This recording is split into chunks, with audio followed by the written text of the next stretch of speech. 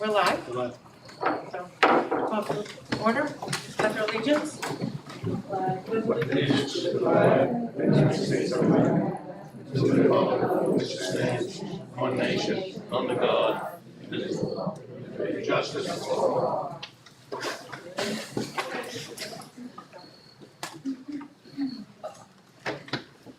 Thank you all for coming. And thank you for the people that are watching us from home. I understand we had a little excitement outside, so we were in exec session, so we didn't get to interact with them, but I think Mr. Dolan was able to answer questions for those outside the board meeting today. So, board president to address members of the audience as they may address the board regarding agenda items at the superintendent's report. Only those members whose names and addresses are listed in the sign-in sheet available prior to the start of the meeting will be recognized during new business. The chairperson will limit discussion of any item by the public to 3 minutes in order for the board to expeditiously conduct its business. Mr. Dolan, would you like to provide a superintendent's report? Okay, we have a number of guests during the superintendent's report.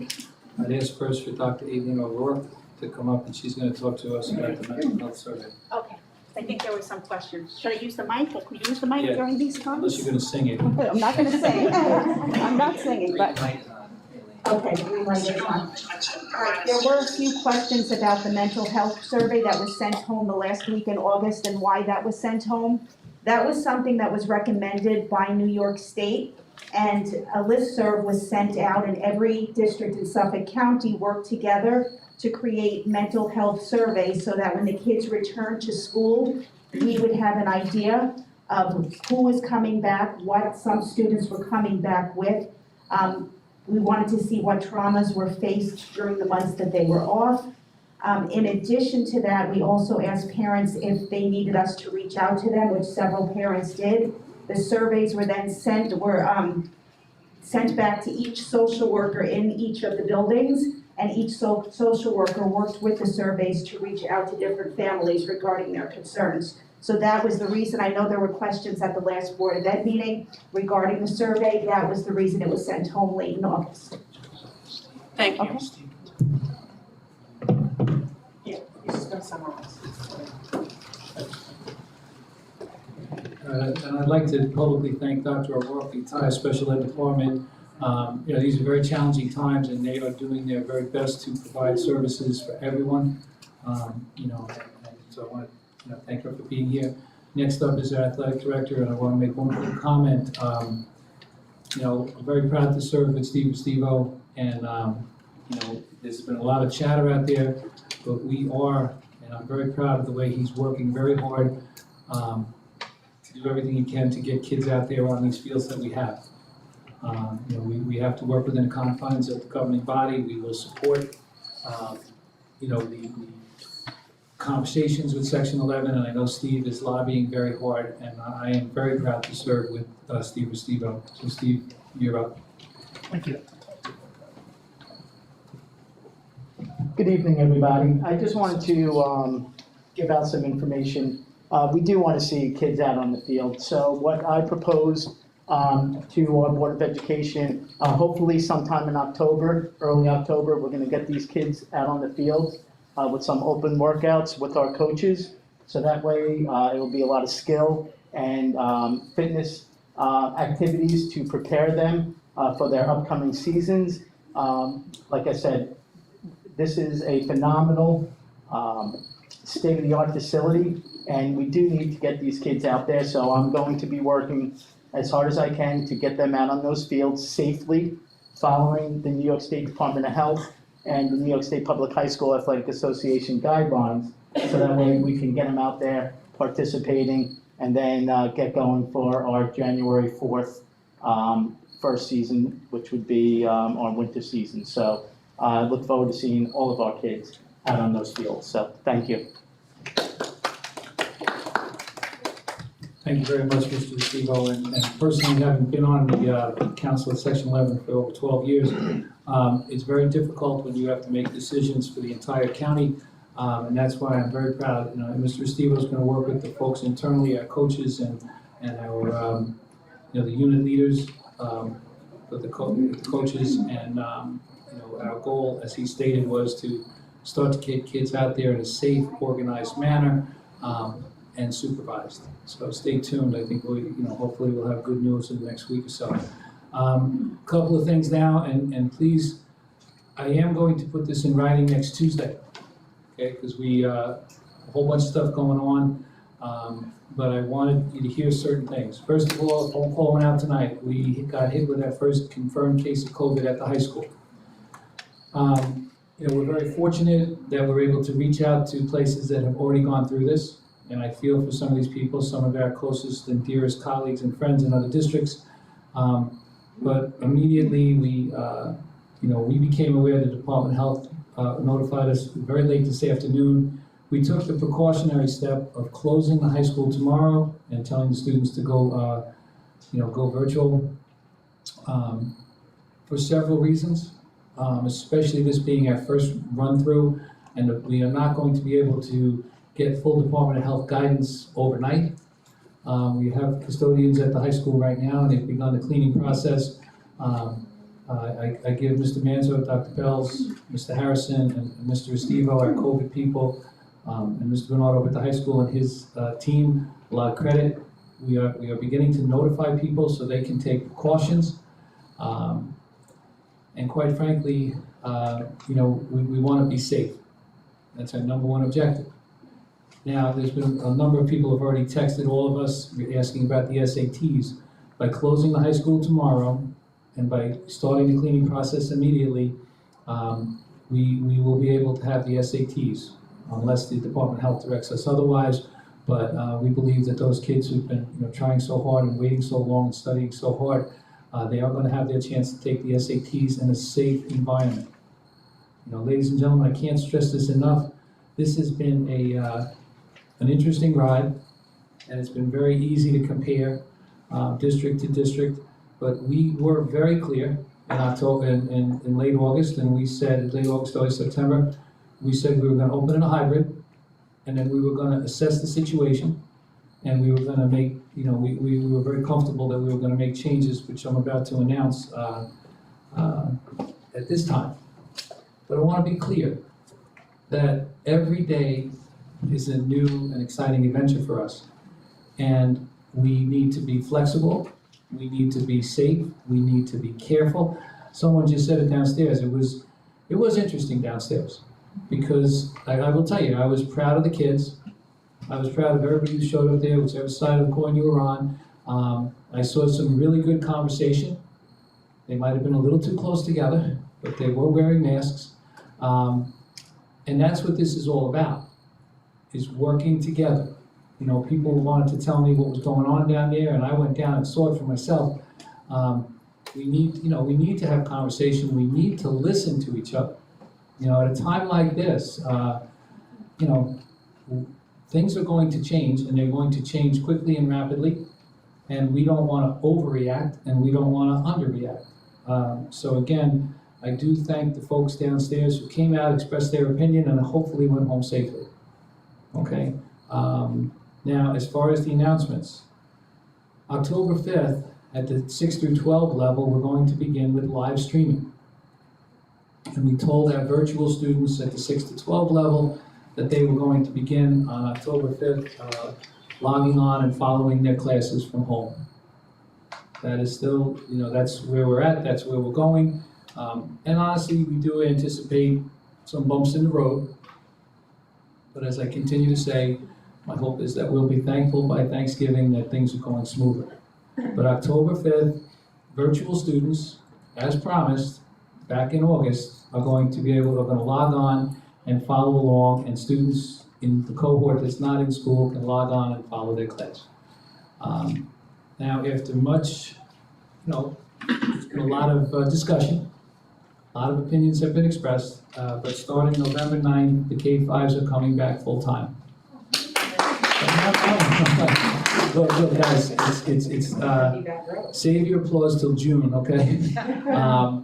And we appreciate your patience, and you're not going to get a detailed explanation from me tonight, because we do have things to do. If you want a detailed explanation, come on up to my office, I'll be more than happy to sit down and give you one. But, you know, we are actually we're working with a couple of other school districts who were in similar positions to us. And we are now, interestingly enough, the four of us seem to be coming together at roughly the same time.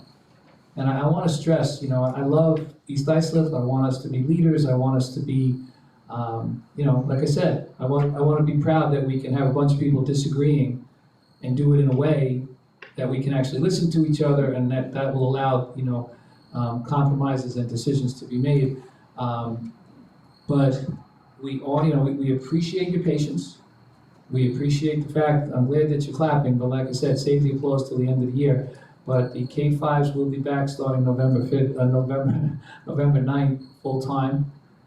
And please stay tuned, because, and we've also, we're in the process of hiring virtual teachers.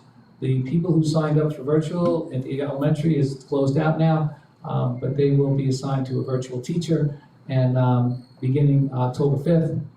And now it's time to, let's see if we can create a normal, natural rhythm and routine for the school year. All right, but just to repeat very quickly, the high school is closed tomorrow, but we plan to reopen on Tuesday. The high school is closed tomorrow, the guys are cleaning, the gals are cleaning right now, but the SATs will be held on Saturday unless the Department of Health finds something, and, you know, but just let's all say a nice little prayer that we are healthy and ready to go, because those students who have studied so hard for the SATs deserve them. Live streaming begins for 6 through 12 on October 5th, and you guys can clap again if you want. November 9th, K-5 is coming back full time. So, you know, that's where we're at. Try to keep it as simple as possible. You know, I thank the board for their patience. I thank my team and all the administrators in the district for all their hard work and effort. I just want to caution you that we expect during the course of the year to see these intermittent, rolling, day-to-day closures. You know, if we had found out at 9 in the morning, the high school probably would have been able to open tomorrow. But since we didn't find out till after 4 o'clock, you know, it just doesn't make sense to try to risk it. So we promise you that, you know, you being patient with us, we promise to not take chances with our most valuable possession, our kids. Now with that, we began a journey. I mean, this has been an ongoing discussion, I think, for years. But in July, we had a group come in and expressed a desire for us to retire the Redmond name. And we said, you know, they had a chance to come up here and give a 15 to 20-minute presentation. It's only fair, it's America, democracy, both sides need to be heard. So what we're going to do is we're going to ask now, and I'll let Mr. Sindel start off, and he can introduce the group. But they're going to make their case for not retiring Redmond. But I want to stress, again, what I saw in the parking lot, it's always a little uneasy when you have a bunch of teenagers and it's dark out. People get nervous. But I did see kids having discussion. I saw two groups in particular in deep discussion trying to change each other's minds, but no one picked up a rock, no one made a fist. I didn't hear any cursing, but I did see some good, healthy conversation. And that makes me very proud to work in a place that, you know, it was, you know, like I said, when you get to be my age, you get a little nervous around all those kids because you can't keep up, you don't want to fall and break your hip. But I was very pleased with the way they were speaking to each other. And that's what we need as adults to model for these kids. The last thing these kids to see, the last thing our kids need to see is hate and rhetoric, and quite frankly, some of the things we're seeing on the national stage. We need people to talk calmly, quietly, and please listen to each other. So with that, Mr. Sindel, you got 20 minutes. Hurry up. Stop talking. Thank you. I'm Bob Sindel, president of the East Islip Athletic Booster Club. And We got to turn it on, I think. Rain. hold it.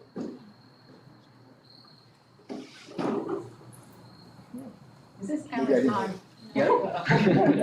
Count it, Marie. Testing, 1, 2. Bob Sandell, president of the East Islip Athletic Booster Club, and behind me we have 5 people who are going to make a presentation. They're very impassioned East Islip residents, lifelong people. I'm not.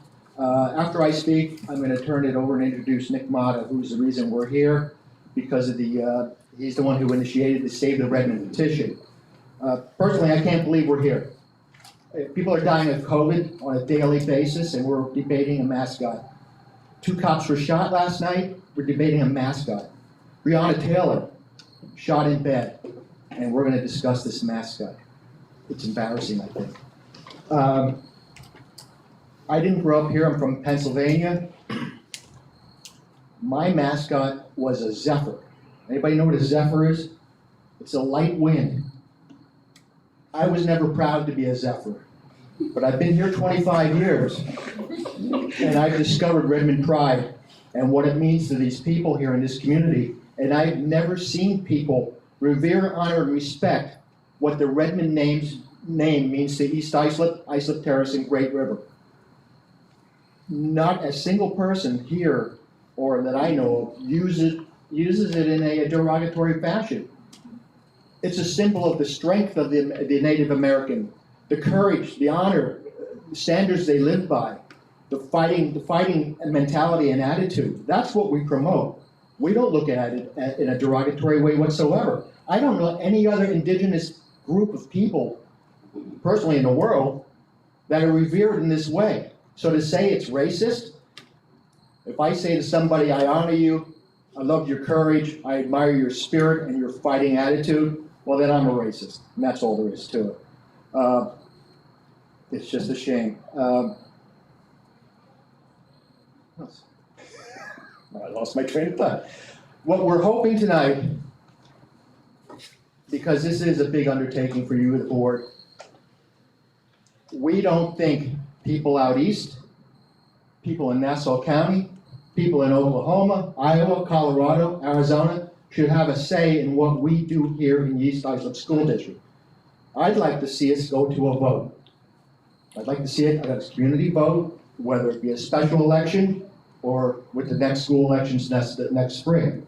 But let the men and women, children, or whoever can vote, of East Islip, Great River, and Islip Terrace make the decision that affects us mostly. Nobody else.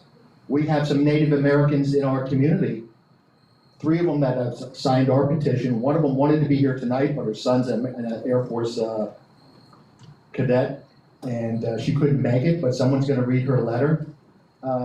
Those are the Americans, the Native Americans I care about, and that's it.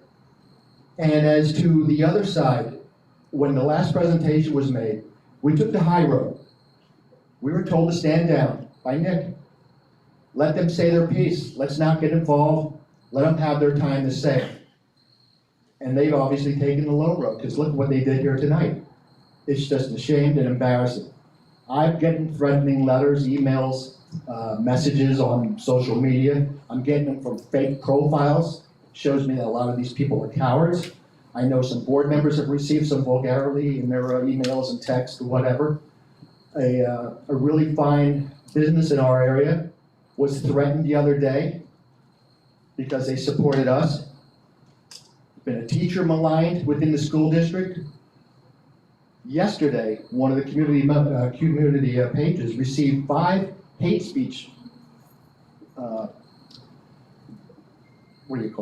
complaints against me because I wrote Save the Redmond Spirit Day tonight. That's hate speech? That's ridiculous. I'm just embarrassed by these people, and I'm tired of taking the high road, and at some point it's going to stop. We've put up to this just too long. We're trying to do the right thing, and we're getting slapped in the face. I don't need the insults, I don't need the cursing, I don't need the vulgarity, but the thing is, the Redmond name and pride is intertwined so much with the soul and fabric of this community. We know who you are. When the business gets a call, they tell me who it is. When a teacher's maligned, I know who did it. I know the names of the people that complained about me. So just stop it. Nick, good luck.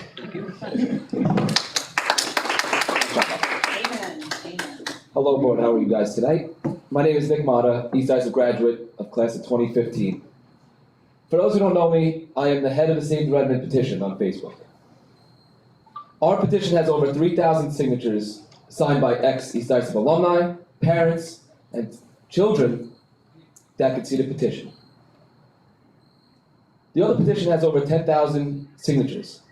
But we want to know, why are they posting it in national groups, going out of the town? That's absurd.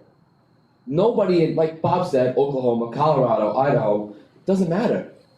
It should be within the district. And like he said, we were told to stand down and let everybody know we're not going to come down while they have their day's talk. And they came here today. But the whole thing is, there was only a handful of them and a whole lot of us. Kids that are still going to school here believe that the Redmond is not racist. We believe that the Redmond's not racist. I've had first generation Iroquois give me a message saying, this is not racist at all. I went to school here, I loved going to school here, and this is just absurd that it's a conversation once again. I had a parent, that commented once again, my children are actually registered Native Americans. Both have played for Redmond teams, including our senior, who has been a Redmond football player for years and is super proud of it. Has anyone ever gone out to the preserves and all that, asked them if it's racist? Have they ever came here and spoke to you guys about changing the name? I don't think so. I think it's just a bunch of kids that graduated from the East Islip High School that right now would be the perfect time to, even though there's more things to worry about in this world, to come up and go, a mascot's the biggest thing to change right now. There's other things in this world that need to be changed. This is not one of them. This should be at the bottom of the list. And like Bob said, it shouldn't be up to you guys to decide to vote. It should be up to us, the people who live in East Islip, Great River, and Islip Terrace in the school district. Not up to you guys. It's a tough thing to decide on. It should be brought up to us on the next vote and let the people of East Islip, Islip Terrace, and Great River decide. And that's really all I got, because Bob basically handled what I was going to say too. Well, it's because you weren't coming. I know. Got out of work, I rushed here. But other than that, Bob, who's up next? Krista, Mr. Higgins. My name is Krista. I'll take it. My name is Krista Higgins, and I'm a resident of East Islip.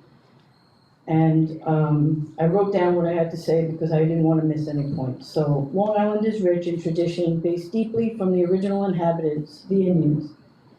They were farmers, they were hunters, fishermen, and warriors.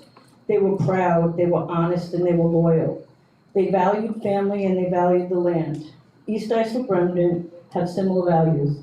Using the name Redmond is not meant to be demeaning or derogatory in any way to the Indian heritage of Long Island. But contrarily, the East Islip Redmond respect and honor the Indian traditions and values. They aspire to greatness, to always do their best, to love their town, and to make people proud. My husband grew up in East Islip and was a proud Redmond. I have 3 boys, ages 27, 21, and 17, who were all born and raised in the house that we live in today. My oldest bought a house of his own in East Islip School District. My sons played youth football, lacrosse, and basketball. The youth leagues were not able to use the Redmond name. That honor was saved for those who got to play for the East Islip school teams. My boys and their friends could not wait to have that honor of being in East Islip Redmond. They were so proud when they finally got to play for the school, wear the Redmond uniform, be part of the bigger family, feel the pride that comes with being in East Islip Redmond.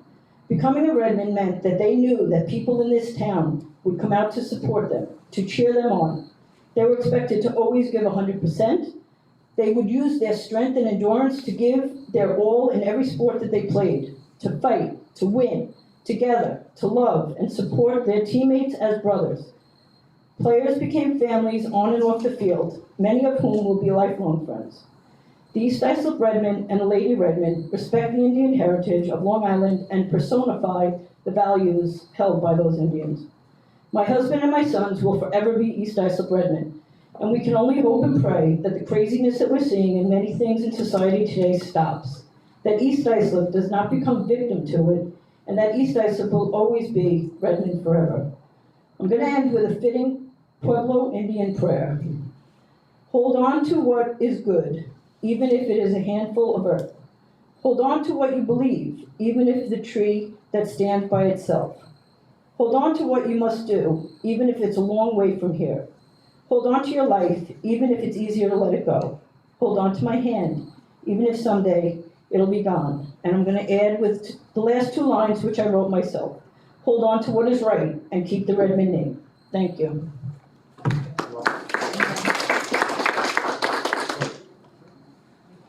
Lisa Miller. There you go. You guys get the prelude. I gave Mr. Dolan copies for all of you, so I had to shorten it.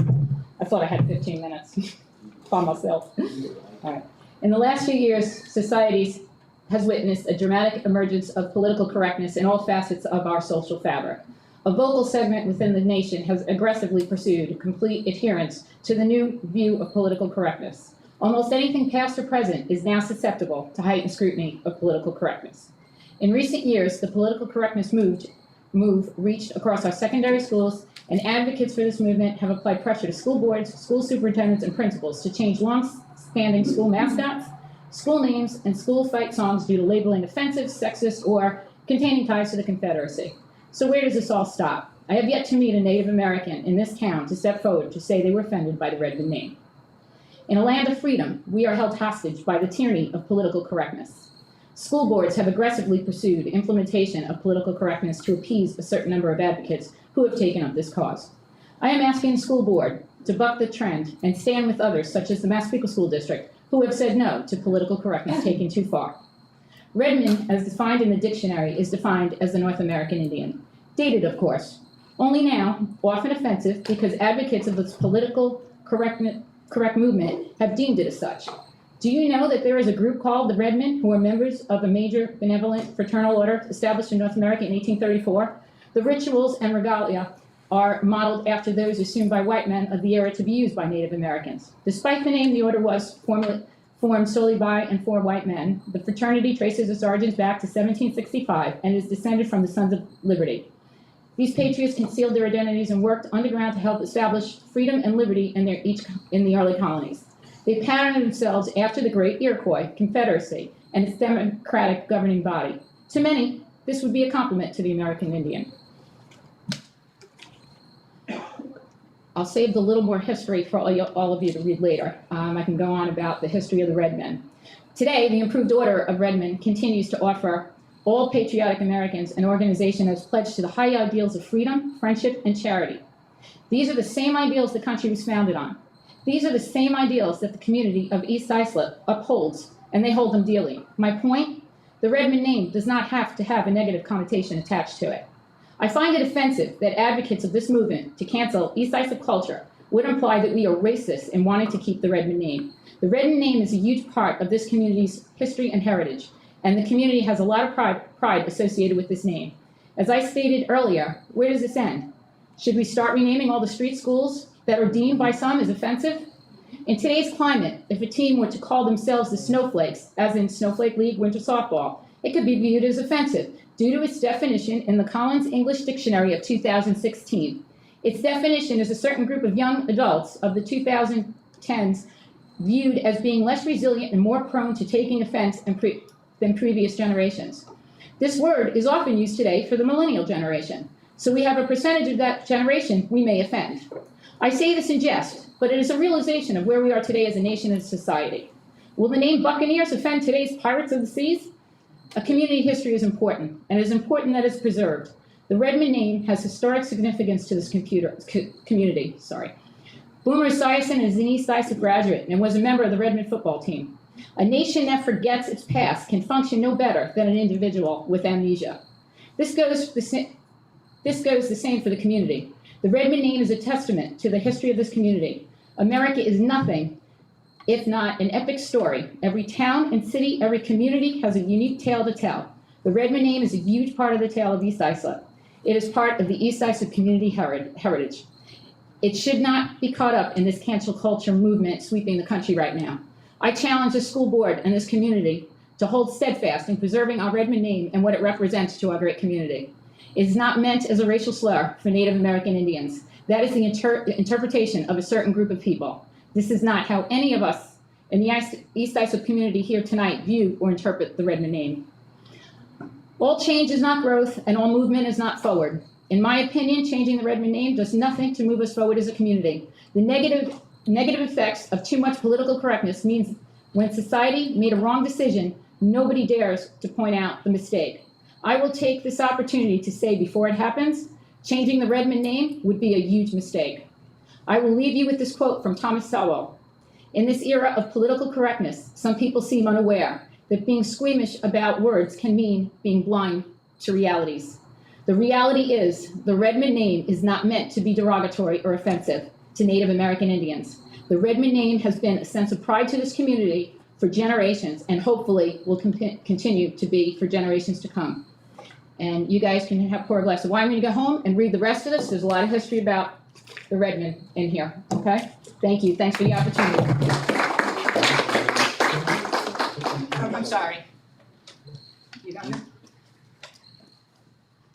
Good evening, everybody. I basically just came here tonight because I promised a good friend of ours in our community, Kimmy Canis, who couldn't be here tonight. Her son, as Bob had said, is serving us proudly in the Air Force, and tonight was his 5-minute phone call. So anyway, so everybody had beautiful things to say. I couldn't have said it any better. But Kimmy just wanted it to be known that she is a member of this community, and she married into a Native American Indian family, and she and her family are so proud living here in East Islip. And she says, my husband and I and my kids are Native American Indians. My son is super proud EI Redmond football player. Our daughter is an EI Redmond cheerleader. They are so proud to be Redmond. We all are. Please leave this name alone. Personally, you know how you're all attached to your own names. So us losing the Redmond would be like divorcing yourself from your last name. If somebody told me I couldn't be a Rigo anymore, that would tear me apart. And it's the same goes for being a Redmond. I moved into this community. I didn't grow up here. I moved here. I've been living here for 30 years. And like Bob said, I have never seen a community. I'm a teacher for 32 years. And I've never seen anything like this. I mean, we are truly a family. And our family's name is the Redmond. So please, as Bob said, if it needs a decision, then it should go to the community.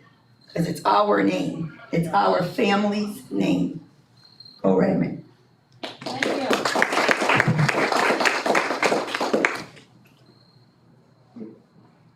All right, again, once again, I want to thank you folks. I want to thank the retired Redmond folks. And like I said, the best thing we can do is set a good example for the next generation. And when issues like this arise, whatever they may be, we make sure that we, talk them out, air them out publicly, and work through them together. So I'd like to thank everyone who put in time tonight and also back in July. And it'll be up to, we'll have discussion as a group. But thank you very much. I just want to reiterate to everyone what I did say earlier. The high school is closed tomorrow, but it's a one-day closure. We believe the SATs are going to be on for Saturday. Again, we are doing this to be cautious, and like I said, the cleaning has started over there. And I think that as the year rolls forward, we will expect days like this, and that's why it's so important that we are moving to a more virtual learning style, so that when we do have to close, classes can continue. Remember, October 5th, the live streaming starts. And again, I said the K-5 will be back full-time. We will be making some modifications, and like I said, we'll begin to roll out those plans next week. But we just wanted you to adjust. And one thing I did leave out, October is, and this will be a bit of a hardship, we understand it, but October is gonna follow the September schedule. The couple of Mondays, because we have a couple of Mondays off, the couple of Mondays will be the virtual learning Mondays. And again, there are, at the K-5 level and at the high school level, at secondary level, I'm sorry, we will be adjusting the calendar online. And again, we appreciate your patience. And look, I'm gonna say this now, our goal is to get the middle school and high school back full-time. That's going to be a bit of a daunting challenge, and we're gonna have to watch how, the health situation, the COVID situation in the country plays out into the winter months. But we are comfortable that we can do the elementaries, K-5 successfully. So again, you'll see some more details on Tuesday, but please start to plan accordingly. And the Mondays, the October calendar will be essentially the same as the September calendar, with Mondays virtual, and then the cohorts on Tuesday, Wednesday, Thursday, Friday. So with that, I'll turn it back over to President Carney. Mrs. President, can I just make a statement, please, on this matter with the, I don't know how many people know me, but I was born and raised in East Islip. 72 years I've been here. I've been here when this was a potato field, Westbrook Farms. The milk came in bottles, the guy dropped them off. Westbrook Farms, we used to get our, and I played football for East Islip. I'm not gonna give you the year, but, and I'm not making any statements on the name Redmond, but a lot of seniors are calling me, and they are 100% behind keeping the name. I just want to make sure that you know that the seniors are behind you. Okay, thank you.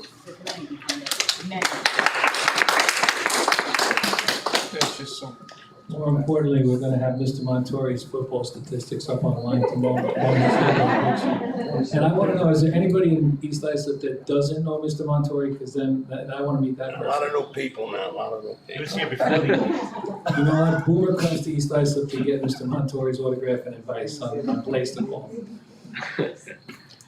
Okay, so moving on, because this is our business meeting. If there are any public comments on agenda items only?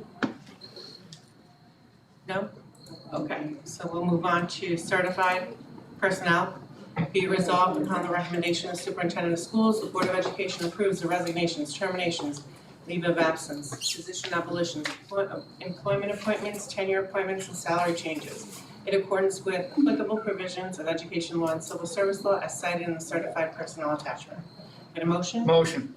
Second. Discussion? All in favor? Aye.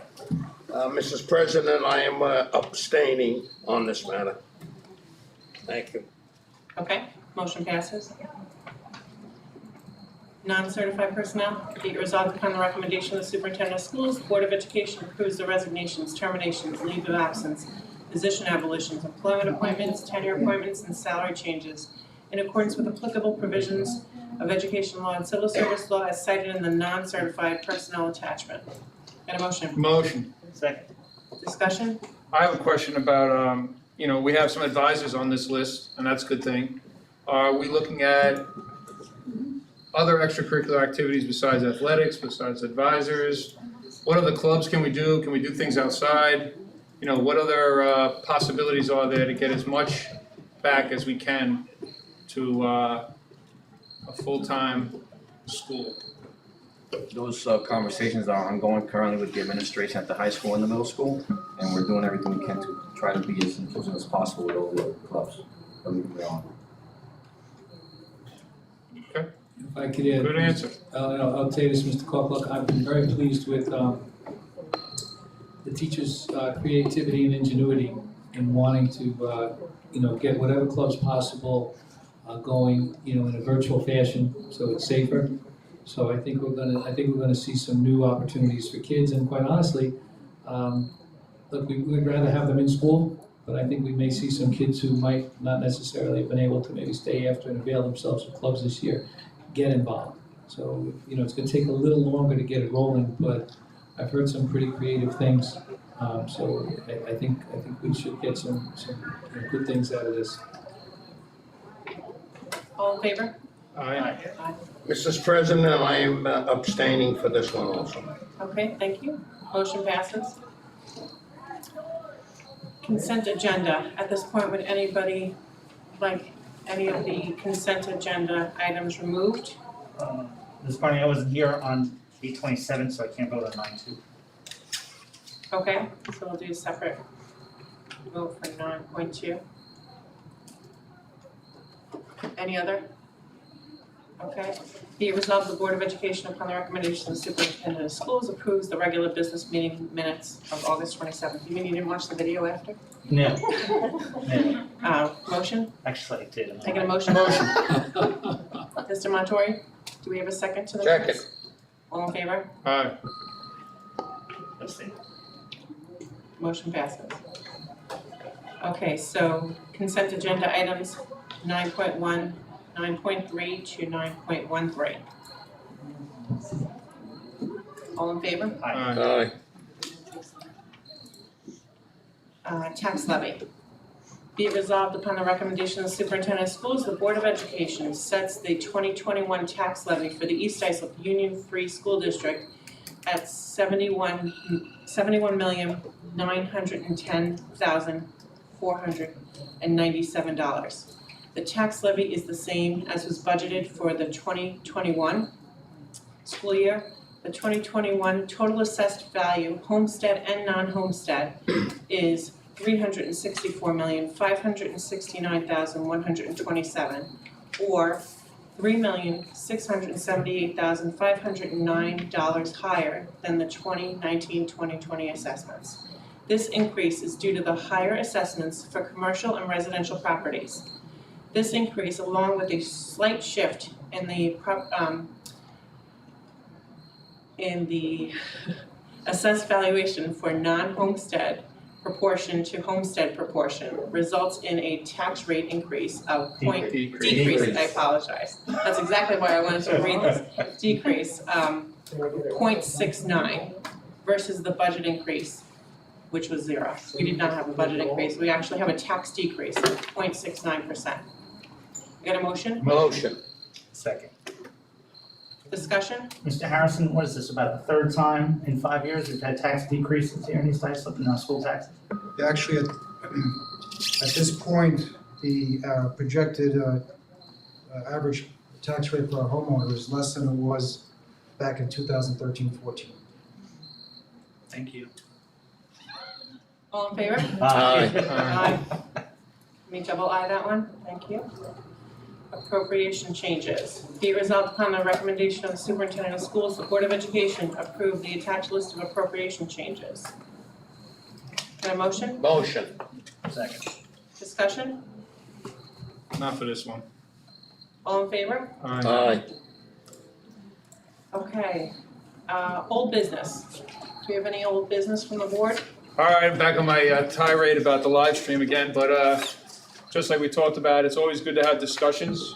You know, I've said since the beginning that we should be in school full-time. And I don't think the hybrid model is workable, and I certainly don't think the hybrid with the live stream is workable. It sounds good. Many schools are moving away from the hybrid and the live stream, obviously, so Island Trees being one of them, right? Moving to a full-time school, Massapequa moving back to a full-time school.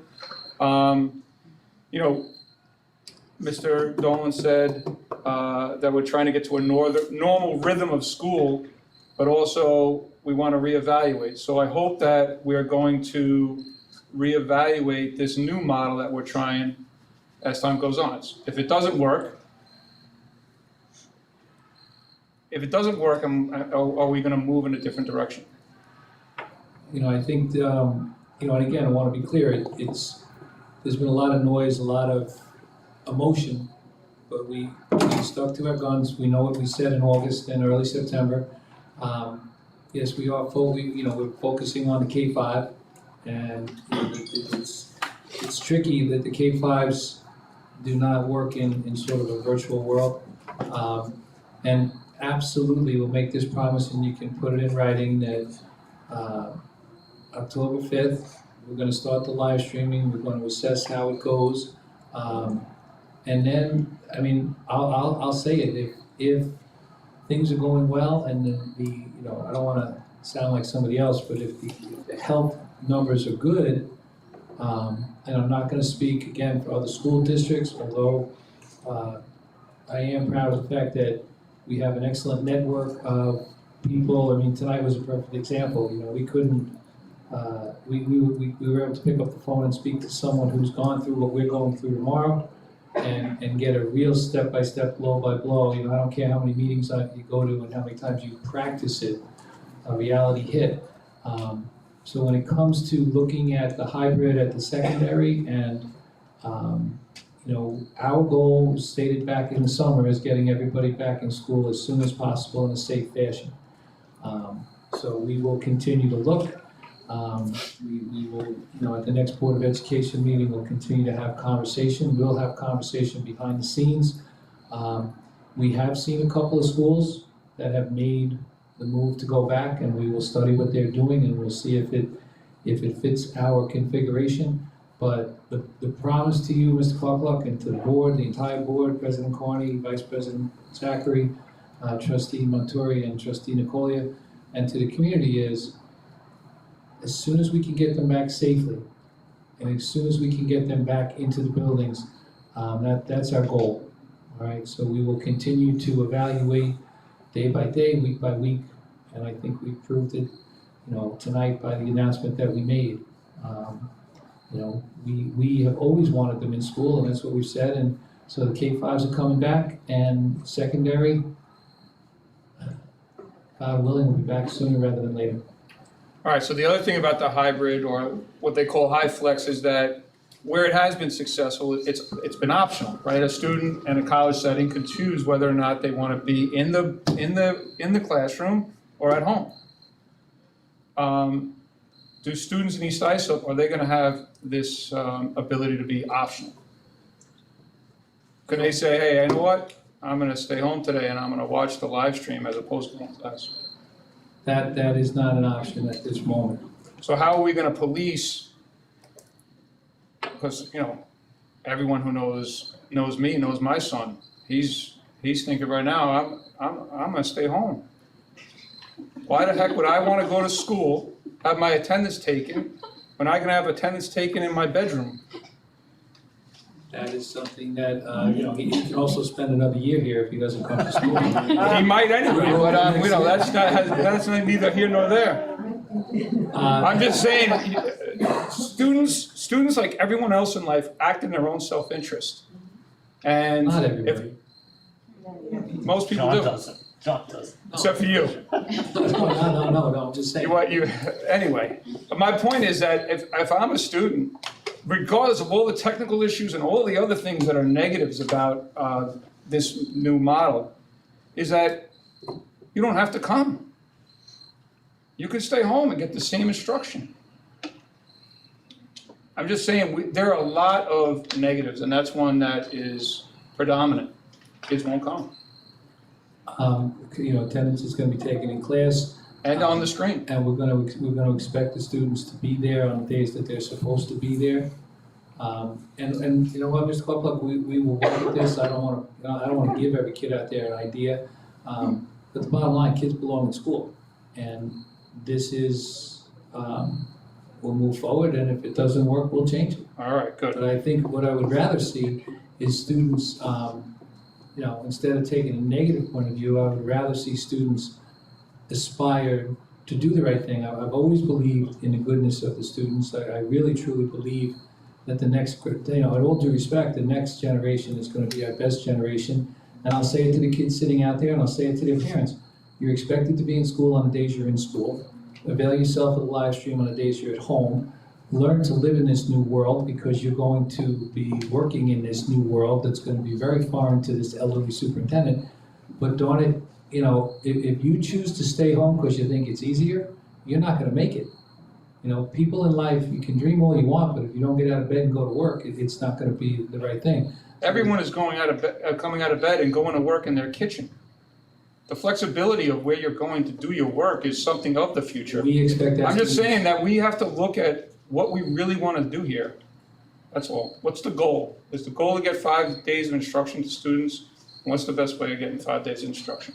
And I'll leave it at that. I'm not gonna argue with you. We're back and forth. We've been going back and forth for 2 months, more. But that's how I feel about it, and I've been outvoted, and like I say every week, my wife says you're only one vote, so shut your mouth. Thank you, Mr. Carpenter. The other thing I have, old business, more old business is, I think it's old business.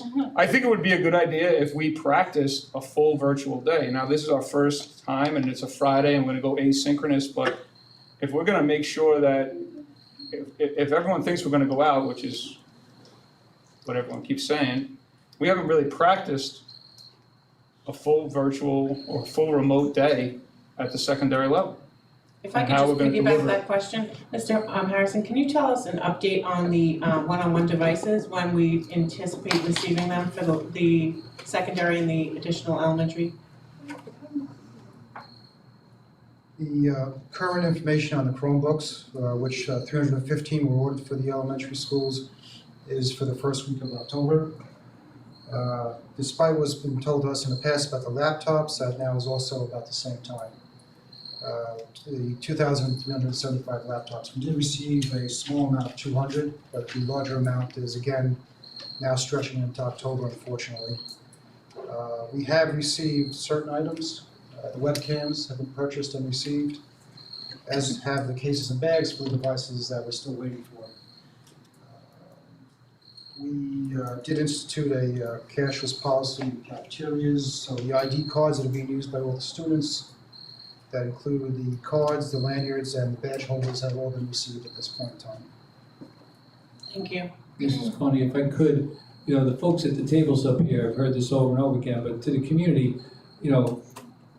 this group up here that you're looking at, the board and the team and the administrative team, they should be commended because, just a few short years ago, we were still writing on boards and the reserves were dangerously low. And we did not have, the smart boards. At this time last year, the great debate at the board level was, we're gonna jump into the one-to-one devices, where what other school districts, some school districts have been doing for the last 10, maybe 15 years, starting to invest in it. And the board was going back and forth, should we buy 2 years worth or should we buy 4 years worth? Now, in the face of a horrible pandemic, both health-wise, social, emotionally, and economically, when the country was being devastated, the administrative team, central office team, with the support of the Board of Education, said, you know what, we're not gonna back down, we're gonna order a device so that we will be a one-to-one district. Now, I don't know of many districts that went from 0 to one-to-one in this short period of time.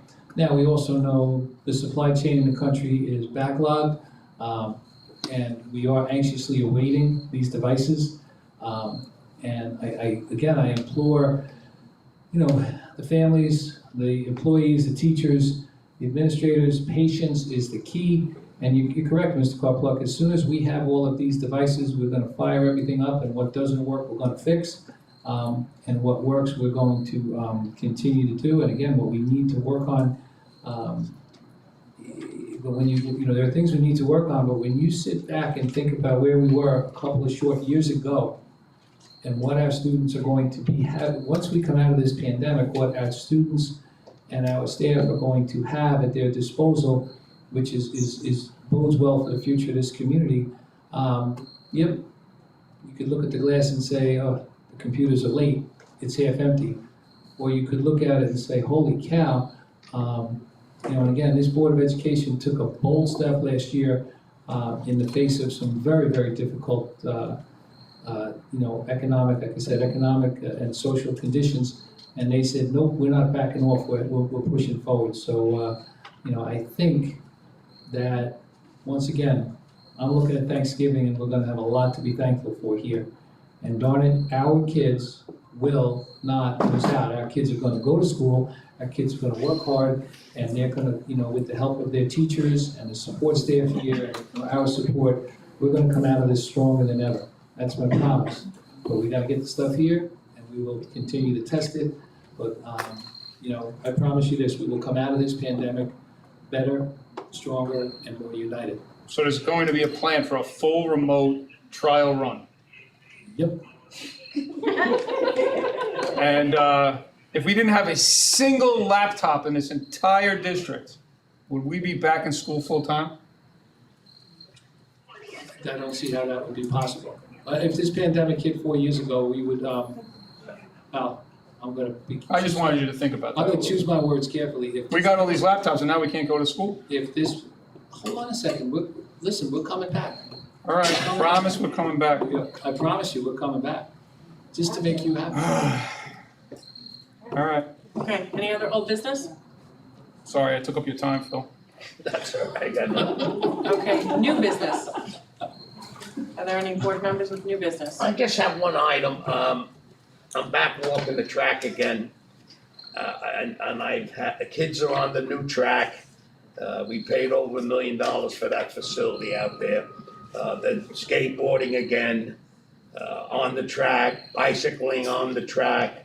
There was a motorbike the other night. I know security is tough right now and everything, but, is there any way that, you know, could we do something? Because sooner or later, there's gonna be damage. And it's a brand new field and it really, I mean, and we also have people from other schools who can't do it at their school field are doing it here. So, you know, Yeah, I'm sorry, we. just look into it and see if we can, because I really, it's really nice out there and I really want to keep it nice out there. It is nice, and again, I'll say to our students, you know, we've asked you, we've told you, we put up signs, we can always lock the gates and not let you in, but we'd rather not do that. You know, you can't have bikes, you can't have baby carriages, you can't have skateboards on there. You know, I applaud our security department because, you know, we are stretched a little thin right now. We are chasing, you know, normally this time of year, we would have activities out there that would preclude these people from being here. And we, you know, our security folks are doing a great job. And as Mr. Estivo alluded to, we are working with our coaches, we're gonna be working with our coaches and our teachers to come up with a plan where we can start to have normal or semi-normal school activities out there, which will be a big help to our security folks. Because the time right after school is a time when they are stretched particularly thin. And then, you know, we are looking to resume activities. And again, though, you know, kids, this is if you want your track to look nice when you're a senior and when you grow up, we need parents to remind their children to respect it. You know, and that's part of social responsibility. So, but we are working on it and we'll stay on top of it. What about community groups using the fields? Yeah, RCK, there's been reports, you know, are we getting back to permitting and letting these community groups back on the fields? Once we get our school groups organized, we are looking to, and we do want our kids, honestly, it's safer to be out there with an adult than it is to just have the kids out there by themselves. Because what I mean safer is that they're more likely to social distance and follow directions from the adults. So once we have our school activities figured out, because our school kids, they have to take preference. We're going to begin the process of, you know, some permits and allowing people to slowly start to do things in an organized fashion. Because I had a long talk, and Mr. Estivo was absolutely right that, you know, if we have adults who have permits who are responsible for the activities out there, it'll be, you know, it's more likely for them to social distance and be safe. So that's slowly but surely, that'll come back as soon as we figured out our school schedule. Any other new business? No? Do we have any public comment? Jean Marie Allen. We also have a number of emails that I'm happy to read from Joanne had given me. Hi, I have a couple of questions. The first is, why are we starting November 5th for the kindergarten through 5th graders? Keep asking your questions. Second is, the masks. My grandchildren are telling me that they can only wear their masks, take them off, I should say, for 10 seconds. Teachers are taking off longer, and they're having a hard time leaving them off only 10 seconds. They said they need more breaks. The third question is, I have grandchildren in 2 different schools. My 2 daughters work from home. The other is trying to get on the same time with a kindergartner and a 2nd grader at the same time to do I guess it's virtual or hybrid. And you can't have one parent trying to get 2 children on the same time. Can't that time be split? Like 2nd grade go on maybe 10 o'clock, 1st grade go on 9 o'clock. Why can't that be adjusted so parents can work with their children? I think to answer your questions, November 9th is the date that we picked was because we felt comfortable that we would be able to have everything in place and to bring everybody back safely. Again, it was just a decision that we made, both with that technology and we're gonna have to make some shifts and moves within the building. As far as the masks, I would speak to, have you spoken to the folks at the building? Yes. Okay, so the personal part, the schedule conflict and the masks, why don't you give my office a call tomorrow and we'll talk about that. Okay, the other thing is, what about putting purifiers in the classrooms, or if the children, because my grandson has a medical condition, and when we had a fly, he had an ionizer on him, and that was the only way he could. And if children are allowed to wear an ionizer, protects them from 3 feet around, why can't they wear that as an alternative maybe to wearing the mask all day? Like I said, call my office tomorrow, because to be honest with you, I'm not even sure what an ionizer is, so I'm gonna have to look that up. I'll call you tomorrow. I'll be there tomorrow early. Okay. Jennifer Goodling, Dulick. Yes. Hello, everybody. All right, so as for the elementary kids, I have 2. And basically, instead of them typing everything, because they're not learning their words, they need to have their fine motor skills. They need to write. I know it's at some of the discretions of the teachers, myself being a teacher, but for elementary level, they need to be able to do their fine motor skills. They need to be able to write their letters, not looking for a half an hour for letters that they don't even match to what they're seeing in the classroom. So what's on the keyboard doesn't necessarily match the letters that they're supposed to be writing. So that's one thing that I'm having a problem with my kids at home. And like was just mentioned, basically for my kindergartner, 2nd grader, they're both logged in at the same time on virtual days. It is crazy trying to get them both on when one's not working, one gets kicked off. What do they say? And then I don't know what's going on because one doesn't have headphones on, the other one's reading a book. So if they could balance, and I've already spoken to the principal, and they said it's at the teacher's discretion. I've reached out, they said, oh, we can't do that because we have meetings. I understand they meet twice for the virtual, but it's still, I think it should be able to be balanced somewhere else. On another level, the virtual days are supposed to be Monday. There are some teachers in other areas that are telling us that we have to sign on to go live, such as a Thursday or a Friday. Now that's interfering with possibly parents or caregivers to help because they're not sure exactly what's going on. And these kids are having meltdowns. They don't understand what's going on, they don't know, and just having one day to do that. Now they're being told they have to do multiple days is a lot. And then just one other thing is, what else do I have here? Some of the assignments, they're having to be due by the end of the school day. And like I said, there are multiple caregivers, parents, whatever the household might be doing, but they might not be able to get everything done by the end of the school day. So why can't we make it where everything's due by the end of the week? That's just my thing that's out there. And that's it.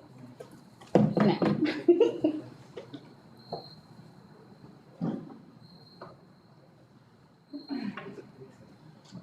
I'm gonna defer to Mr. Manzo. All right, so I will be working closely with the building principals regarding the virtual Mondays. Okay. Finding out about the staggering of the meets. Okay, Okay, the other pieces with the writing, this is the first I'm hearing of it. We had conversations that children should be writing, especially in the primary levels. Right. So I will address that as well. okay. And then just one more thing. I know like some of the kids are getting pushed in for like, if they get reading or math. How is that going to work? Because one of my children have needs that they need to get, and it's not working right now, the way that everything's going on. So like, he's not really getting what he needs. You can call my office tomorrow, I can speak specific to your child. You got it. Okay, Thank you. thank you. Thank you. Thank you. I can't read the net list, it's L. Ritz, Rockaway Street.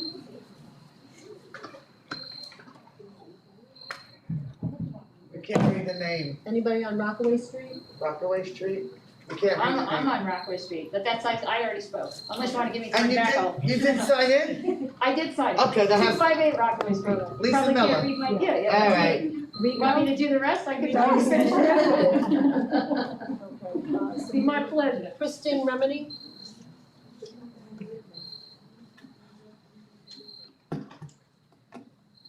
Would you like me to use the microphone, or would you like me to just speak with that one? That way people can hear you. Okay. Yeah. It's green, so it's on? Yep. Okay. Good evening, thank you for the opportunity to speak. I am here as a concerned parent, and I am here as a concerned educator in a neighboring district. I was here to question the 5-day. I'm so relieved to hear that, so thank you for that. I'm concerned that the every other Monday was taken away from us. I've already planned for that. Childcare. I'm a full-time working mother. I also work part-time on the weekend. My husband is full-time working parent as well. We moved to East Islip recently to live this dream. We make sacrifices. I'm devastated. I have a 6-year-old. He's not learning.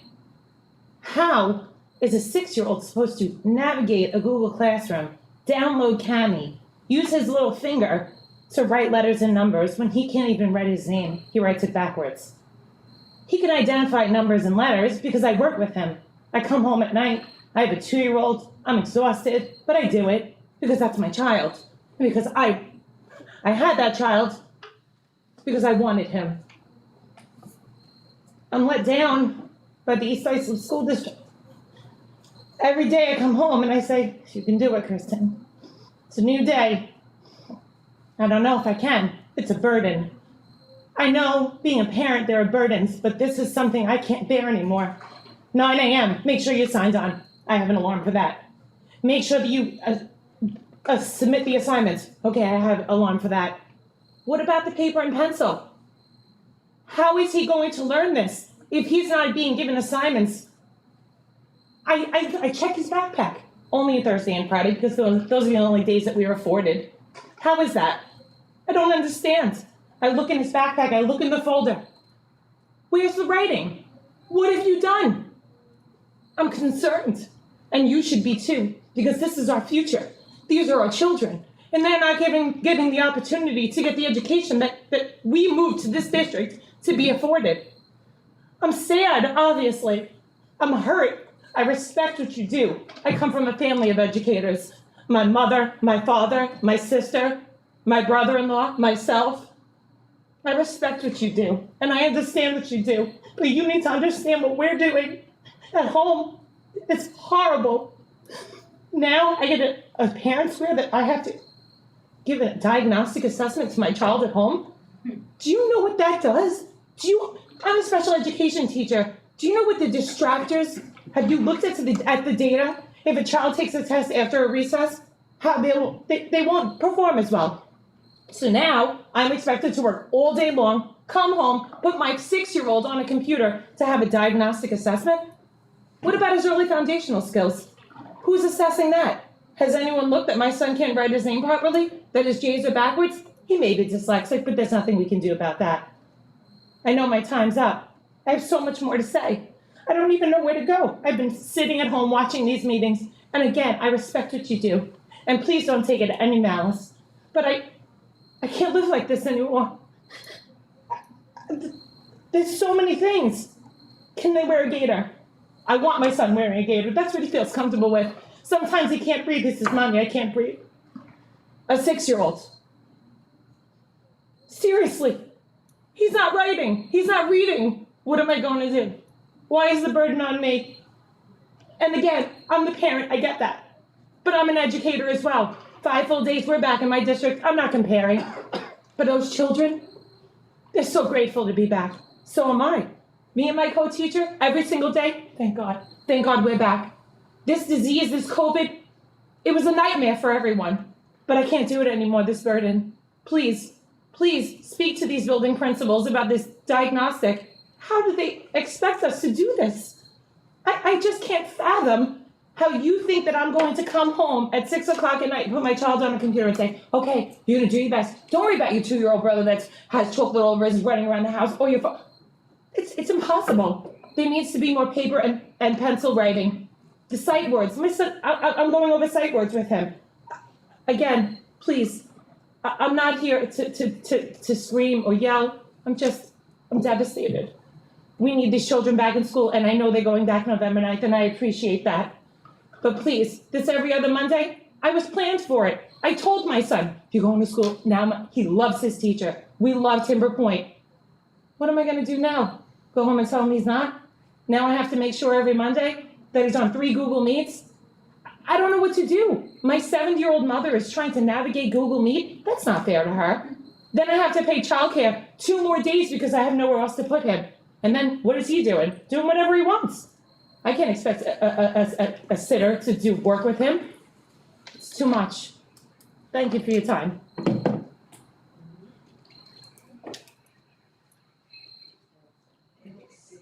Stacy Trout.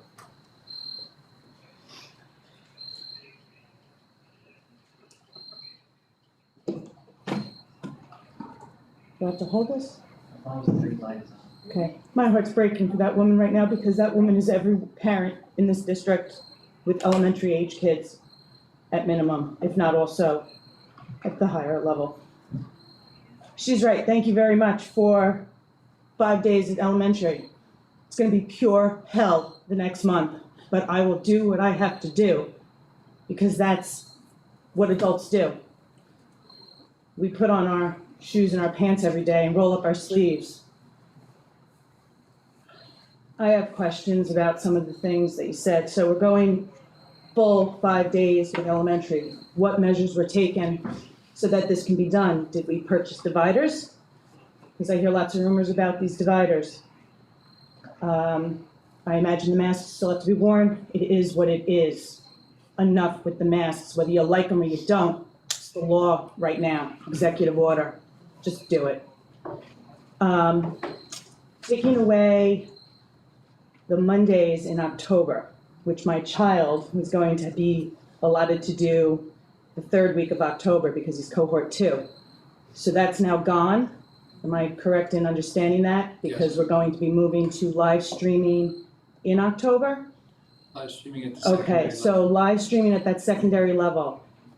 Are they going to be required to be on when they're home, on full-time from 7:54, my middle schooler starts, until 2:32? Or are they going to have the option to log in for the live stream?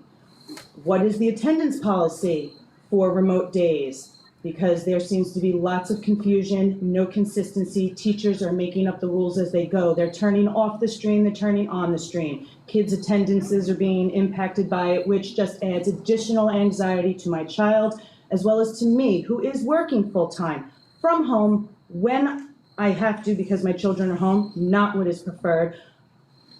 I am begging for work when I go in on Thursday and Friday in the office because the last place I want to go is home.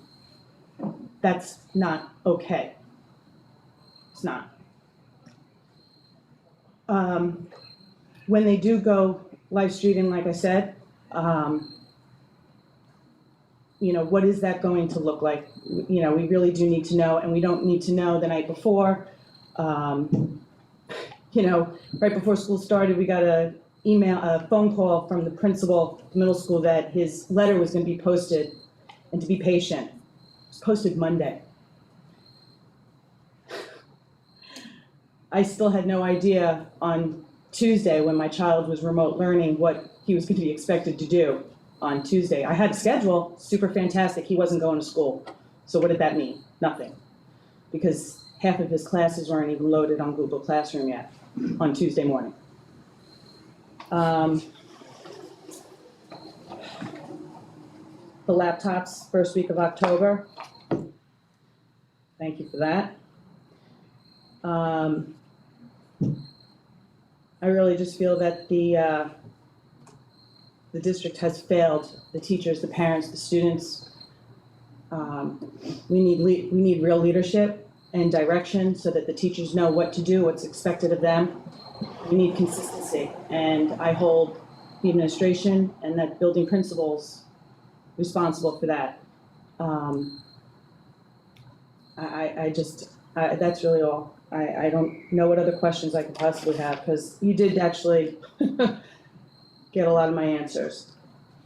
And communication. This district's communication is absolutely terrible. As it was stated before, I am managing a website, Facebook pages, many of them, parent portal, Parent Squared, Google Classrooms for 2 children, and Outlook emails for both my children, as well as my own professionally. It's absurd. You want to know why everybody doesn't know what they're doing? Because there is no set platform for communication and for information. That's what we need to be also doing for parents and students. We need to have one place to go to get all of that information. It's 2020. It shouldn't be all that difficult to figure that out. That's really it. Thank you.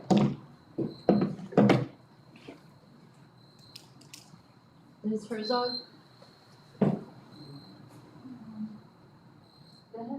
Okay. I wasn't sure if you guys are just talking about elementary school kids. Is it just elementary school, or are you guys talking about high school also? Whatever you want to speak about. All right, well, my name is Liz Herzog, and I graduated from East Islip. My husband graduated from East Islip, and my daughter and my son graduated. My son graduated last year. I just want to say that, I came here for the Redmond, obviously, but then you guys started talking about the school and stuff. And I wanted to say that last year, my son Gage, he was a special ed kid, and, he had special services, and he pretty much failed English. You know what, we don't want to talk about specific students and Sorry. their needs, that's okay. This is the first time I've ever done this. That's okay, but Sure. I just wanna, it's Okay. personal, like, Okay. student information is personal, so if you can refrain from that, if not, I would actually direct you to either Mr. Dolan's office or our, Well, that's not even what I was gonna talk about. What I was gonna say is. Okay, if you can talk in generalities and not. Just like my Okay. 11th grader, he's pretty much an honor student, and right now he's telling me that he's doing really bad. He feels like he's doing bad because of the whole computer stuff that I guess he just doesn't get it, or he's just not a computer kid. And, I don't know, that's all I have to say. And I wanted to say something about being Redmond, that, it's more of a tradition. And for me, it's just inside, it's just the Redmond inside that, you just feel like when you're on the field with your kids and you're there to back them up and stuff, it's just, I don't know, it's just the tradition, and I would hate for my tradition to be gone because people come and go in this district all the time, and everybody has a big mouth for everything, but no one ever sticks around. I've been here for over probably 40 years. And I just don't want the Redmond name to be taken off because that's my tradition. And I don't want that ruined from me or my family. So that's all I want to say. Thank you.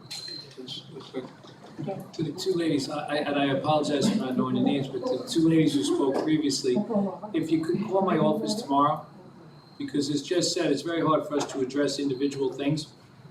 But after listening to both of you, there may be a couple of things or places I can send you to get a little bit of help, just based on what you said.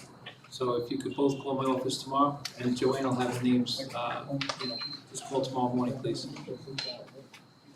Tracy Rice? Stacy. Tracy? Me. Hi, Tracy Rice. Hi. My questions were answered. SAT, I'm just coming with parents asking me to, couldn't be tonight. They want to know about the SAT, thank you for telling us that. They wanted to know about devices. I think you've spoken about it. if you can communicate if it changes, they would definitely appreciate it because there are people struggling with devices apparently. And a lot of emotion in the room. I am lucky enough to have two very different learners who happen to be doing very well in the way it is right now, high school kids. But I know that you've all heard a lot of stuff and I trust that you're all going to address these things.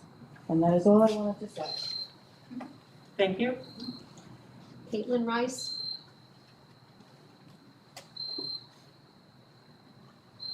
Hello, everybody, again. I'm sure you remember me. I'm just here to, on behalf of the Retire the Red Men group, to read, there seemed to be some confusion, so I wanted to read a letter sent personally to us from the Shinnecock Nation, who are here on Long Island. And they said, the Shinnecock Indian Nation supports the removal of names, images, and mascots that imply references to indigenous people. The use of stereotyped costumes, names, and cartoonish imagery dehumanize Native people and our traditions. Cultural misappropriation causes harm to a people, especially children, when they see their people and culture being relegated to the past and as an object or a subject who is ridiculed. Self-esteem is negatively impacted when our traditional or ceremonial clothing becomes somebody's costume, when gestures and sounds are made in a most disrespecting way. Non-Native children and adults have used mascots and the antics that come with it in teasing or bullying of Natives. This has not only incited violent reactions, it is also not teaching respect for ethnicity, culture, or our spiritual ways. Mascots of a people or culture is not an honoring. Indigenous people are not things to bring good luck, are not fictional characters, are not to be used to represent your town, school, sports team, organization, or business. Honor the Native people of an area by acknowledging their land, waters, and people of an area. Honor the Native people of an area by teaching curriculum developed by Native people of the area. We are living people with living traditions. We are not your mascots. Thank you. Linda Garnett.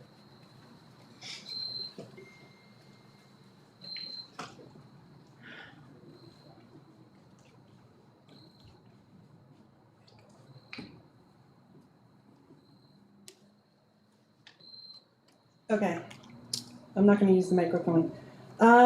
So I have some good news and some bad news. I know many of you here, I have a senior. She happens to like the hybrid classes. She actually told me this afternoon that she has a plan, so other than doing her calc lesson, she will have a four-day weekend.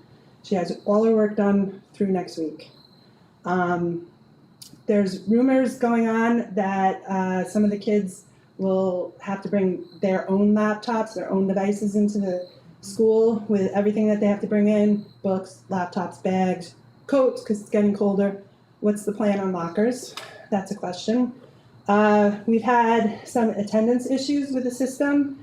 I've contacted two people for last Thursday. My daughter was marked absent unexcused, which is BS because I work from home, and she was on her computer doing her work. I contacted two different people and they said it was going to be taken care of. She's still marked absent unexcused, and that's not acceptable in my mind. Senior advisors, I think they were approved for today.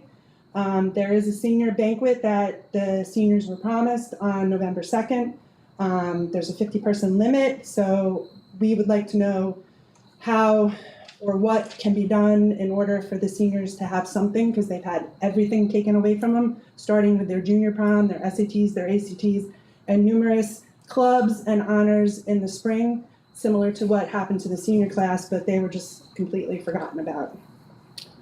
And then my final question, Mr. Karkluk brought it up, you referred to it, has to do with outside sports groups using our fields.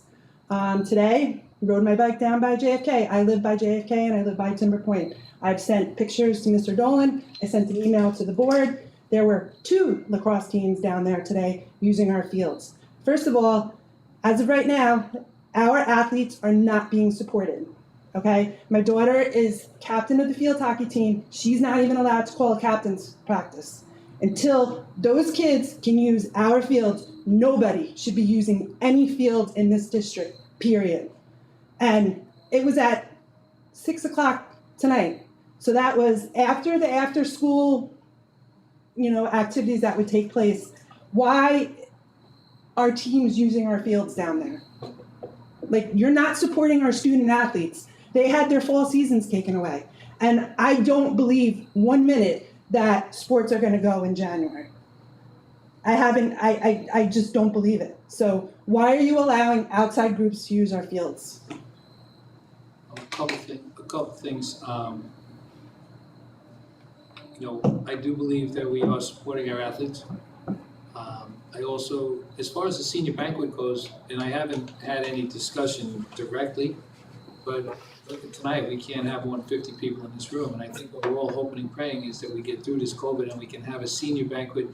And I do remember, and it was tough at the end of last year because we know that, some of the lower grades, the underclassmen, lost out on things. They lost out on things and they were completely ignored because the focus was on last year's senior class, which was fine. But the kids that were juniors didn't have any of their milestone events, being inducted into the honor societies, going on the Italian trip. Like this year's senior class, my daughter started playing field hockey on Wednesday nights with some club just so she can get on the field and she can practice.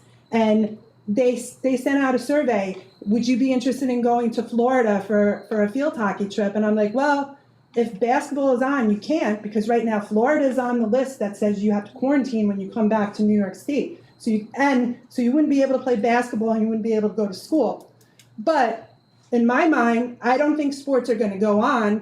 So number two, my son 2 years ago, he went to France in his senior year. There's no French trip planned, so she has that taken away. So I'm just like, well, you know what? If you don't have winter sports, you might as well go to Florida because you have to have some sort of senior trip. So it's just like, how much more can we take away from these kids? It's just not fair Hopefully, to the seniors. as a case in point, we're looking to do the SATs on Saturday. In spite of, what happened, we shut everything down, we're cleaning, we know that that's important. We are working on a schedule. I would like to be optimistic and believe we are going to have sports. Well, I mean, you can't even have an outdoor sport where there is social distancing because you can't figure out transportation, you can't figure out fans in the stands, and you can't figure out officials. So the first sport season is gonna be in January, which is basketball. So you're indoors, your officials are still as old as they were in the fall. Actually, they're now 4 months older. So that's why, and you still have transportation, you still have locker room issues. So how are you gonna solve those between now and the beginning of January? When the gym kids can't even use the locker rooms for gym. We're gonna be patient and we're gonna evolve with it and we're gonna do the best we can. And as far as the after-school activities, every time you send me something, send security to move them along. And like we said earlier tonight, we are looking to get our folks back on the field, and then we are looking to begin to issue permits so we can have some organized activities for our kids. Yeah, but they should not be on any of our fields. I don't care if it's all the way in the back of JFK. I agree, Mrs. Barnett. All the way in the back of the JFK fields. There were not one, but 2 lacrosse fields. Got pictures on it too. And why am I riding my bike for my exercise? Why am I able to see this when you have people working in the schools, you have a security force, and they're not seeing it? And you know why they're going all the way to the back of JFK or all the way to the back of Timber Point? Because you can't see them if you just drive by Timber Point Road or you drive by Woodland.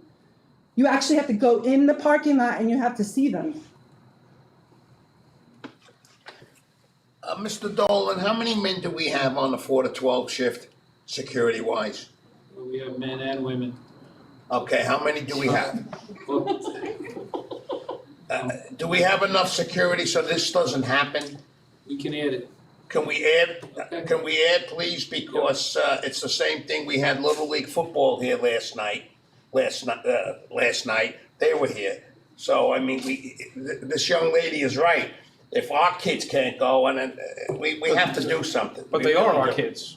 Yeah. They're It just not doesn't allowed. matter, you're not, our high school athletes are not allowed So on the what- field and as a team, so why is an outside sports league allowed to use our fields? 100% agree. It makes absolutely no sense, but so much of this doesn't make sense. But by saying we can't open our fields for our own kids in our district, They are just supposed because to they have a can't- field permit and they don't have I'm a field 100% behind them. permit. We just said that. We're gonna get Well, them that's what we're permitted. trying to get We're gonna them, get them but they don't permitted. have a permit right now. This So is the problem. it's not, And and it's so if we not get a only a permit- matter of them using the fields. First of all, you should contact all the local organizations, the soccer club, the football club, the lacrosse club, The soccer and club asked say, us. don't use our fields, because the coaches aren't getting the messages. That's one issue. The second issue is, it's a liability issue for this school district. What if somebody gets hurt, they break a leg? They're gonna go against the school district and say, you had a little pothole or a little hole in your field. And trust me, I've been in the back of the field at JFK, Dr. Aurora, because we used to practice there. It's not a smooth field. These kids can break an ankle and then they can. And that's why we're trying to move to go back to the permitting process that we had before this all started. Which is fine, but right now, As long as they're we're not agreeing. permitted and they're using it illegally. And it leaves the school district open to a lot of liability. I agree with you. I'm just saying that we shouldn't, my impression was you didn't want anybody playing on the fields until we got the kids in the high school playing on the fields. None of this makes sense, but our kids are in those organizations. So as soon as we get this permitting thing figured out, as quickly as possible, let's get The as permitting many thing kids out as comes possible. after you get our own athletes I back don't on agree the with you. field, I do not agree with period. you. Those are our athletes. They're No, not from somewhere our- else. I'm talking about the athletes We that can't. represent your high school. We can't. We are not allowed to get them on the field. Okay, then nobody else should be using our I fields, disagree. period. I disagree. Well, you can disagree. Agree with you. That's fine. You can disagree. 99 of the kids play on the field, that sounds a little ridiculous. It does sound They need to let ridiculous. everybody My else- son plays on those fields. I know, seriously. I'm not gonna tell him he can't go to the field. Right, thank you. I'm not saying they can't go to the field with their friend and play, but they shouldn't, an outside organization should not be using our fields. It leaves the district open for liability and it's not fair to all the kids. Thank you, Linda. Anyone else? Bonnie Doherty?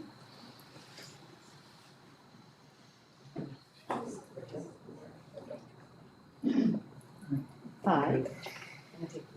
I'm Bonnie Doherty. I'm a proud parent of a former East Islip Redmond who's now playing college football. Thank you very much. Or with his teammates. And I do want to talk about the Redmond. I feel like following the comments that Kristen and Stacy and some of my other East Islip neighbors have brought up about what's going on in the school district at this point in the COVID world, it's beyond embarrassing that we're having a discussion about the mascot. It really is. And I really appreciate that the district has an open policy and is hearing both sides. But I wanted to point the board's direction to take a look at the case in, I think it's called Killingley, Connecticut. They went through the same exact thing, same exact name, and the board voted to change it to the Red Hawks.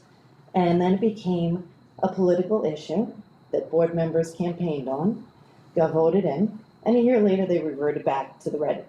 So having this discussion, to me, it's driving racism and politics into consideration where it doesn't belong. It's especially in the inverted universe that COVID has driven, where the kids are not in school, they are in school. It's all of our obligation to drive unity and cohesiveness and to not have this kind of discussion go on and on and on. When our kids hit that field, when they're in the hallways of the school, when our staff, the people that all work for all of us and represent us, are in those hallways, the Redmond name does not mean racism and politics. There's no room for that in our hallways, on our fields. So having the name together, our kids, it's a unifier. And that's what it always stood for, unity and pride.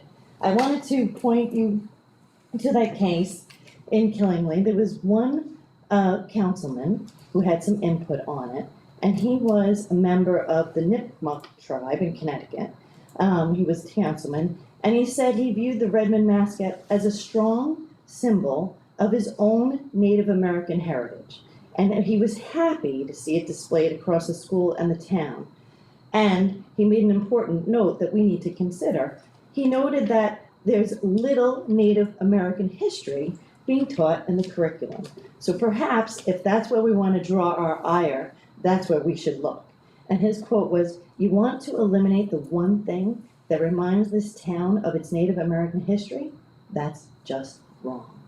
So to me, I just want to put in my 2 cents and say, I think it's so important in the COVID inverted universe that we just drive cohesiveness and unity. And that's what our kids felt when they were arm in arm, brothers and sisters on those fields, representing all of us. Thank you.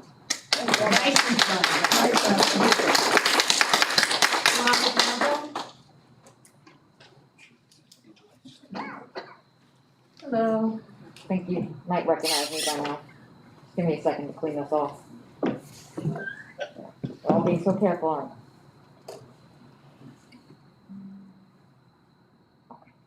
I? Alright, is this working? You can hear me all right?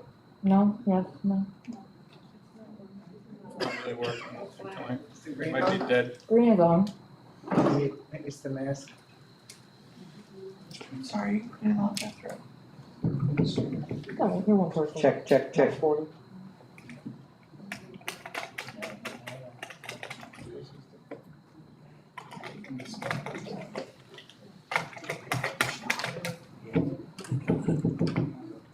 Check. Sorry.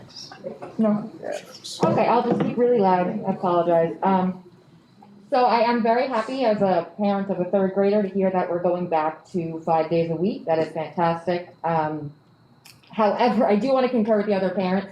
Just logistically taking away the Mondays, the every other Monday, I have been through so much just to be able to make my husband's work schedule work where he could be home every other Monday. It's just a nightmare for all of us logistically. If there's any way, please, we can get those Mondays back just because everyone has already made their childcare arrangements. This is very last minute. So please consider that. Elementary, yeah. All right, no, sorry, I said, I don't know what everybody's talking about every other Monday. But. So regarding, being back 5 days, we know it's not the end of the conversation, it's just beginning a whole new chapter of issues, and I'm very excited about it, but I would really hope that you have planned town halls with the building principals, because if we wait another month for a Board of Ed meeting to discuss what's happening, it's not going to work for anybody. So I really hope that you have some kind of plans for individual building principal, town hall, Q&A meetings so that parents can discuss, their concerns and we can find out what's going on. Also, other parents spoke about math breaks. I don't know what's happening in the other levels, but at elementary, it is completely inconsistent. There's no uniformity with the math breaks. It's not by the building, it's not by the grade, it's up to each teacher, and so you have some kids who go to class and they don't wear masks, some kids go to class and they do wear masks the whole time, and they only get a minute. So, especially going back 5 days, we need a policy. Dr. Bells, please advise, we need some kind of consistent policy that teachers can stick to, and also protects the teachers, because parents are gonna have different opinions about whether they want the masks on or off. I don't want the teachers to have to worry about that. They should just have, this is our policy, this is what we do, this is what the district has told me to do. Also wanted to discuss with the elementary students, the weights of their backpacks. I know this may seem trivial, but it's really not, because it has an effect on your spine for the rest of your life. I believe American Occupational Therapy Association shouldn't be more than 1/10 of your body weight. My son's backpack today was 13 pounds. So, and I know that that's not the highest. That was without his lunchbox, that was without the math textbook. So I have heard that rolling backpacks are not allowed. Maybe we can reconsider that, figure something out, because we have, very little ones with backpacks that weigh 50% of their body weight, and that can permanently damage their spine. So yeah, we'd like to see Q&As with the building principals. We'd like uniform policy on mask breaks, and if we can do something maybe about rolling backpacks. Thank you. You're supposed to call me, right? Yes, you didn't call me this week. You're supposed to call me. No, that's why, and I could be, it's just crazy, but can you call me tomorrow then? Yeah. I always like to say you call me, because this way I don't forget. I'll call you. Call me tomorrow. Thank you. No, I can't. Ashley and Tico? Ashley? Rory DeBasio. That's it. That's it? Okay. We actually had a number of emails. Joanne was nice enough to summarize them. So the first one was mask wearing. So again, we're gonna address that with the building principals. That was Leanne Dungy, Ellen M., Kristen Nicole, Hannah Klein, Jamie Kaiser, and Corey Gonzalez. All asked about the K-5 full-time back, which we discussed November 9th. And then one was, are parents going to be invited to share input on the 5-day reopening? And again, parents are welcome to email Mr. Dolan, the administration, the building principals, and the board if you have questions, and we'll direct you to the right contact. Again, Katie Jankowitz asked about vision for kindergarten, so I think that will be addressed as we have, the November 9th rollout. Jennifer Spinks, when will we be receiving a full calendar about the every other Monday? So we need to update that on the district website regarding the virtual Mondays. Beth King, attendance remote, again, that was addressed in other comments. We're gonna have to make a uniform attendance policy. Chromebooks and laptops, again, that's the beginning of October, so sometime next week or the week after. And then a calendar, that was Beth King. Gina Cassio, virtual students. Concerns over lack of communication from the district regarding fully virtual students. If students are getting a virtual teacher, are virtual teachers only at elementary? Asynchronous instruction. Will students be linked to the current teacher assigned? Who will be their teacher? What are the credentials of the virtual teacher? And will there be collaboration between grade level teachers and the virtual teacher? Dr. Bells, would you just address the status of the virtual teachers at the elementary level? Meaning that we interviewed? Yes. We interviewed, we posted internally and we posted on OLAS. And we had we had about 15 or 16 candidates we interviewed today. And we are going to be recommending to the Board of Education for their approval 6 virtual elementary teachers. Okay, Mr. Mansell, could you just talk about how the elementary teachers and the high school teachers by subject and by grade work together, and how the virtual teachers will be folded into that? Well, the goal is for virtual teachers and new hires to be assigned a grade level, and they will be placed in the appropriate building as best as possible, depending on the space available at the particular level. And the hope is for them to collaborate with their colleagues within the same grade to be able to plan together and be able to follow the curriculum as close as possible. Great, thank you. And then Angela Barada, she also had the same virtual student question. Laura Michaels, traffic. Failing to adhere to traffic laws in front of and around the schools, especially the high school. Illegal U-turns, this is more dangerous now with the second entrance open. Unless issue is addressed, maybe more signage, more security, cones, or a robocall reminding parents that U-turns are not allowed. Have we had have the secondary buildings complained about traffic? This is the first I'm hearing. Okay.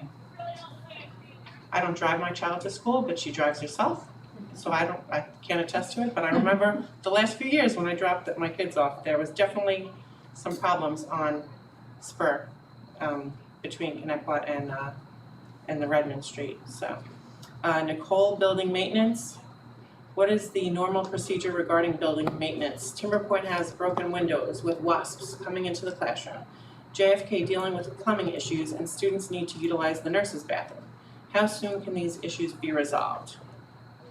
Well, the broken window should be, and I'll talk to Anthony tomorrow morning.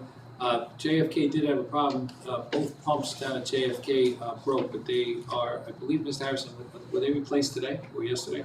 Were they being replaced? Yes, Yeah, they're in the process of both being replaced, and that's just a function of age and use. And but those, we believe that problem should be corrected as we speak. Okay. And then Amy Hughes, actually, she echoed the sentiments of Linda Garnett about sports and East Islip starting workouts for students, which Mr. Restivo addressed at the beginning.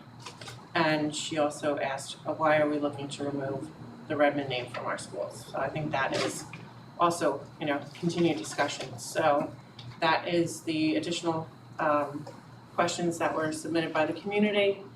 I'm sorry, there was one question somebody used to ask me that couldn't get in.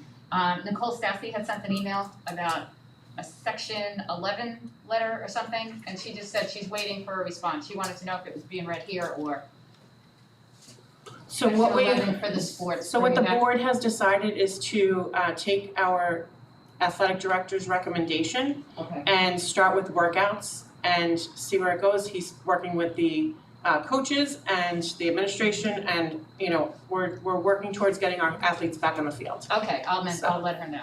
Okay, thank you. At least I can tell her I guess. All right, any other? Okay. We actually are going to need to call an additional meeting this month, so our next business meeting will be held on Wednesday, September 30th at 8 p.m. Motion to adjourn? Motion. Second.